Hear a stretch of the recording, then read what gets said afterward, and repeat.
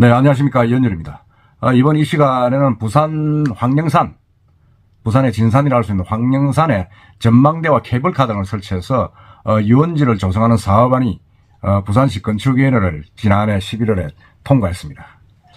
근데 그 통과했는데 그게 조금 문제가 좀 있습니다. 무슨 문제냐면, 첫째는 이제 그 설계를 아주 우리나라 최고의 설계가라는 성효상 씨가 했는데, 그 디자인에 문제가 있다고 시에서 전면 재검토를 하라고 이야기를 했고, 그 다음에는 이제 거기에 마하사란 절이 있는데, 그 절을 중심으로 환경단체들이 이제 난개발이 된다, 우려된다, 이렇게 반대를 하고 있습니다. 반대를 하고 있어 시위를 했고, 또 시위를 하고 한 일주일 지난 뒤에 이건 개발을 해야 된다 그러면서 이제 또 찬성하는 쪽 시민단체에서 또 시위를 했습니다. 반대하는 단체를 의용으로 몰면서 또 시위를 했습니다. 그러니까 이게 이제 건축 허가는 이제 조건부로 통과됐는데, 이게 이제 시민단체들이 또 반대를 하고 또 찬성하는 단체도 있고, 시민단체도 좀 쪼개져 있습니다. 환경단체들이. 그래서 지금 복잡하게 되어 있는데 그 이야기를 한번 해보겠습니다. 부산 황령산은 사실은 부산의 진산이죠. 부산의 진산인데, 이게 이제 부산시에서 지난해 조건부 가결이 됐습니다. 가결이 됐고, 가장 문제가 됐던 게 이제 황령산 봉수대 전망대 디자인. 지금은 그 성효상 건축가, 아주 유명하죠. 유명한 그룹이 이제 사업자인 대원 플러스 그룹. 사업을 추진한 그룹이 이제 대원 플러스 그룹입니다. 대원 플러스 그룹은 이제 송도에 케이블카도 같이 하고 있죠. 그래서 이 전망대 설계를 성효상 씨한테 의뢰를 했는데, 두 개의 기둥으로 이루어진 25층 규모 110m 높이의 전망대 디자인을 내놨는데 이게 이제 건축심의위원회에서 이건 뭐 부산의 어떤 상징이 돼야 되는 건물인데 그 상징성에서는 좀 약하다, 이래가지고 전면 수정을 하라, 그래서 재심의를 받아라, 이렇게 했습니다. 성효상 씨 입장에 봐서는 수모죠. 수모고, 어쨌든 간에 뭐 그렇게 이야기를 했고, 대원 플러스 그룹은 이제 그 황령산 유원지 조성 계획안을 내면서 이제 황령산 전망대 외에도 황령산 정상과 도심을 잇는 케이블카인 로프웨이 뭐 이런 것들을 설치하겠다, 지금 이렇게 이야기를 하고 있습니다. 그래서 이건 뭐 좀 더 보면 이게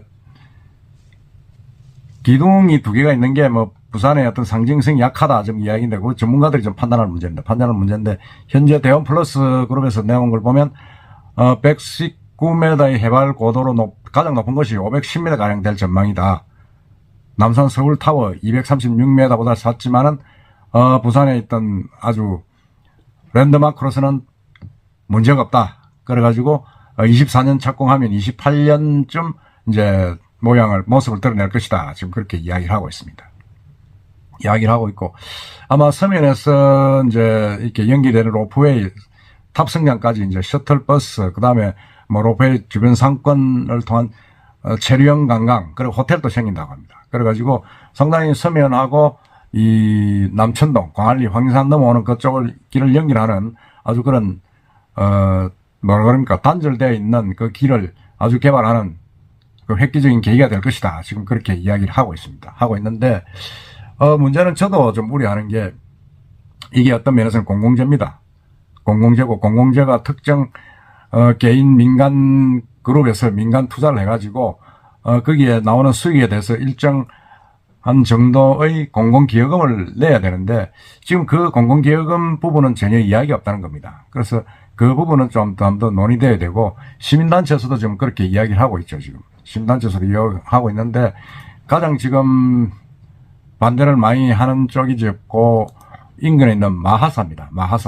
마하사라는 절이 있는데, 그게 한 오래된 절이죠. 마하사는 천연고찰인데, 이게 이제 황령 전망대 건설에 이제 본격적으로 추진에 나섰습니다. 불교단체가 이제 집중적으로 반대에 나섰는데, 마하사하고 부산 불교 환경 연합, 그 다음에 부산 시민운동 단체 연합, 그 다음에 부산 환경회의, 뭐 이런 단체들이 이제 지난 1월 9일이죠. 황령산 봉수대에서 황령산 지키기 범 시민운동본부 출범식을 갖고 개발 저지에 나섰습니다.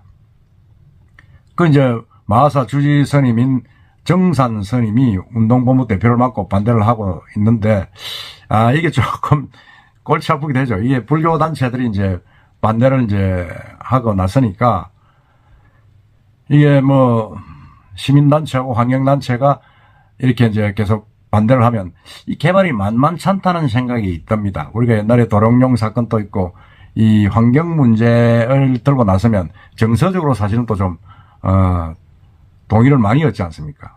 산을 깨부숴 가지고 개발을 하자 이러면 참 그 동의받기가 쉽지 않고, 더더구나 이제 그 밑에는 2007년도 이제 환경훼손 논란에도 건설된 스키돔이 있습니다. 스키돔이 16년째 지금 방치되고 있습니다. 방치되고 있어서 아니 왜 이런 환경훼손 정책을 부산시에서 또 하느냐 이래가지고 반대를 하고 있죠.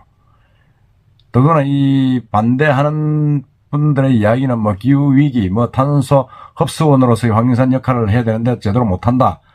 그리고 이제 이게 사실 황령산은 부산의 진산 아닙니까? 진산이기 때문에 이게 지금 남구, 수영구, 연제구, 부산 진구에 걸쳐서 부산 중심의 명산입니다. 그러면서 이제 이미 난개발 상징으로 표현되는 스키돔으로 상처를 받은 황령산이 또다시 개인 기업의 영리와 이윤에 파기되어서 이용되어서는 안 된다. 황령산 제3터널, 전망대, 케이블카 뭐 이런 것들이 계속 지금 추진이 되고 있으면 이게 도대체가 이 황령산은 누구의 땅이냐 뭐 이렇게 지금 이야기하는 거죠. 너무 괴롭혀서는 안 된다. 그런 이야기인데 글쎄 뭐 저도 그건 뭐 동의를 합니다. 황령산에 지금 뭐 너무 황령산이 훼손되면 지금 부산에 하나 남아있는 땅이 공영 개발이 되지 않고 개인 기업에 의해서 개발이 되어 가지고 이렇게 훼손이 된다 그러면 미래에 전해줄 게 뭐 없지 않느냐 뭐 그런 이야기입니다. 그런 이야기인데 그에 반해서 또 이제 반대의 이야기도 또 있습니다. 무슨 말이냐면 황령산은 사실 그렇지만 너무 그렇다고 해서 개발 안 하고 놔두면 어떡할 것이냐. 그래서 그에 반대하는 단체들, 그러니까 부산경제살리기운동본부, 그다음 수영강 생태보전협회 등 50개 또 시민환경단체가 일주일 뒤인 16일 황령산 봉수대에서 집회를 열고 황령산 개발을 반대하는 의용단체, 그러니까 앞에 반대하는 단체를 의용단체로 규정을 하고 이제 규탄하고 나섰습니다. 그래서 이게 뭐가 의용인지는 제가 구분이 안 됩니다. 의용이란 건 원래 관변단체의 성격이 강한데 어떻게 보면 이 지금 50개 환경단체가 의용이 아닌가 하는 생각이 듭니다. 왜냐하면 시의 정책을 옹호하고 나섰으니까요. 그러고 이 단체는 2030 월드 엑스포 부산 유치 실패로 부산의 미래를 걱정하는 사람들이 많다. 황령산 랜드마크 조기 조성, 그러고 이제 이와 연결되는 관광벨트를 만들어야 부산에 살 길이 생긴다. 뭐 그렇게 이야기를 하고 있습니다. 그러면서 황령산 랜드마크 조성은 부산관광 활성화의 기폭제가 될 것이며 관광을 빙자한 개발 사업자의 이윤 추구 이전에 수년간 방치됐던 스키돔의 친환경적인 재개발 뭐 이런 것들이 필요하다. 너무 10년 동안 방치됐던 걸 나누면 되느냐, 개발해야 되지 않느냐, 그런 이야기입니다. 그러면서 이제 뭐 그 반대론자들이 이야기했던 탄소 중립, ESG 뭐 이런 것들은 기업이 참여를 해야 되는데 10수년간 방치된 황령산 주변 난개발을 그대로 놔두면 안 되지 않느냐. 제대로 친환경적으로 개발을 해야 된다는 건 이야기를 좀 하고 있습니다.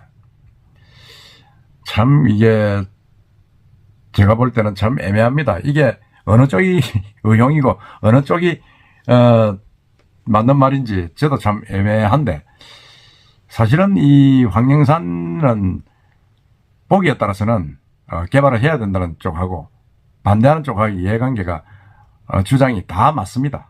다 맞고, 황령산은 사실은 뭐 이미 이제 아까 말씀드린 5개 구가 공유하고 있는 그런 지역인데, 부산에서 보면 참 그 전망이 아주 좋은 곳이죠. 좋은 곳인데, 이걸 한번 16년 전에 스키돔을 만들어가지고 훼손을 했습니다. 그때도 반대를 엄청나게 했죠. 했는데 결국은 엉망돼 버렸고, 그 이번에 또 이렇게 되는 것 아니냐 하는 그런 우려가 지금 나오고 있는 거죠. 그리고 더 중요한 것은 이걸 대원 플러스라는 기업이 하는데 거기에 대한 공적 기여금이 전혀 없다.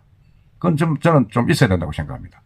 그리고 이 대원 플러스는 송도에 지금 케이블카를 하면서도 공적 기여금이 거의 없이 해가지고 논란이 많았죠. 논란이 많았는데 지금 이 부분에 대해서도 이야기를 해야지. 그렇지 않으면 특혜란 소지가 나올 수가 있습니다.